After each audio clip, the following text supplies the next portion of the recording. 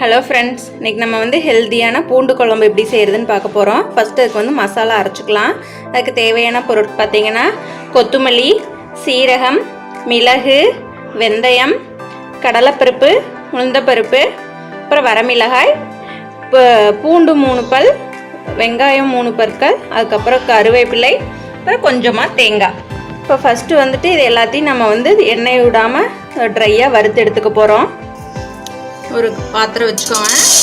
பாத்திரம் சூடானதும் கடலைப்பருப்பு, உளுந்தப்பருப்பு போட்டு வறுத்துக்குங்க. ஃபஸ்ட்டு கூடவே நம்ம எடுத்து வச்சுருந்த சீரகம், மிளகு, கொத்தமல்லி, அதுக்கப்புறம் வெந்தயம் எல்லாத்தையும் சேர்த்துக்கிறோம். சேர்த்து நல்லா வறுத்துக்கோங்க. அடுப்பை வந்து சிம்லேயே வச்சுட்டு நல்லா வறுத்துக்குங்க. கூடவே 3 வரமிளகாய் இதெல்லாம் நல்லா வறுத்ததுக்கப்புறம் பூண்டு, சின்ன வெங்காயம், கருவேப்பிலை சேர்த்து நல்லா வதக்கிக்குங்க.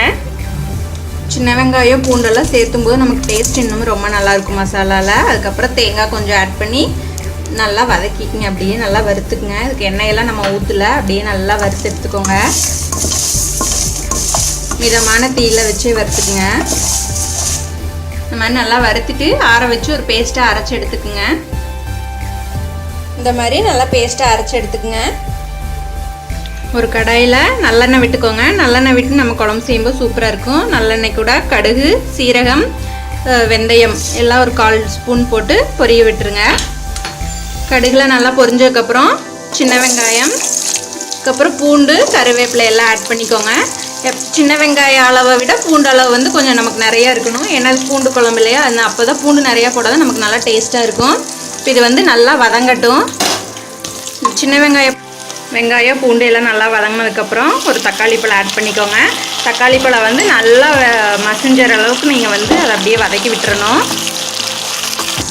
பாருங்கள், தக்காளியில் நல்லா வதங்கிடுச்சு. இந்த டைமில் வந்துட்டு கொஞ்சமாக வந்துட்டு பெருங்காயத்தூள் ஆட் பண்ணி நல்லா வதக்கிக்கங்க.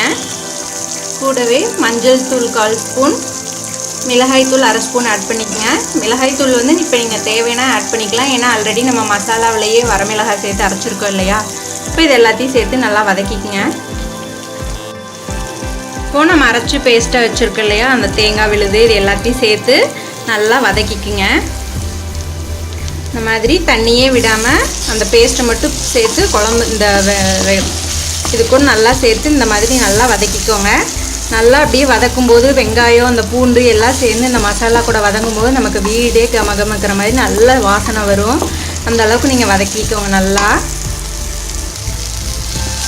அந்த நல்லெண்ணெயோடு சேர்ந்து இந்த மசாலாலாம் வதங்கும்போது அவ்வளோ அருமையான ஸ்மெல் வந்துட்டு இருக்குங்க.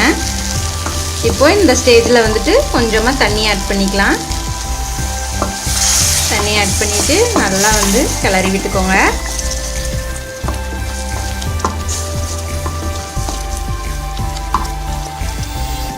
இப்போது குழம்பெல்லாம் நல்லா கொதிச்சதுக்கப்புறம் ஒரு நெல்லிக்காய் சைஸில் வந்துட்டு புளி எடுத்து கரைச்சி, சின்ன நெல்லிக்காய் அளவுக்கு கரைச்சி ஊற்றிக்கோங்க. ஊற்றிட்டு நல்லா வதக்கி விட்டுருங்க. இப்போ நம்ம புளியெல்லாம் ஆட் பண்ணியாச்சு. ஒரு கொதி வரட்டும். அந்த புளியோட பச்சை வாசனை போனதையும் நம்ம உப்பு தேவையான அளவு ஆட் பண்ணிக்கலாம். பாருங்கள், இப்போ குழம்பு வந்து நமக்கு நல்லா கொதிச்சு அந்த பச்சை வாசனை போயிடுச்சு புளியோடது. இப்போ வந்து உப்பு தேவையான அளவு ஆட் பண்ணிக்கங்க.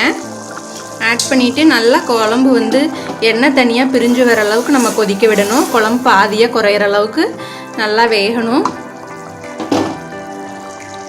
பாருங்கள், குழம்பு வந்து நல்லா கொதிச்சு அந்த எண்ணெய் தனியாக பிரிஞ்சு வர ஆரம்பிச்சிருச்சு. பாதியாக குறைஞ்சிருச்சு நமக்கு. இப்போ இந்த டைமில் வந்து ஸ்டவ் ஆஃப் பண்ணிக்கலாம். பாருங்கள், நமக்கு வந்து சூப்பரான ஹெல்த்தியான பூண்டு குழம்பு தயாராகிடுச்சு. இதே மாதிரி நீங்களும் ட்ரை பண்ணி பாருங்கள். ரொம்ப டேஸ்ட்டாக இருக்குங்க. நம்ம நல்லெண்ணெயில் செய்யும்போது இன்னுமே அந்த கூடுதல் சுவை நமக்கு கிடைக்கும். இந்த வீடியோ யூஸ்ஃபுல்லாக இருந்தால் உங்கள் ஃப்ரெண்ட்ஸ்க்கும் ஷேர் பண்ணிக்கோங்க. நீங்களும் மறக்காமல் லைக் அண்ட் சப்ஸ்கிரைப் பண்ணுங்கள். தேங்க்யூ.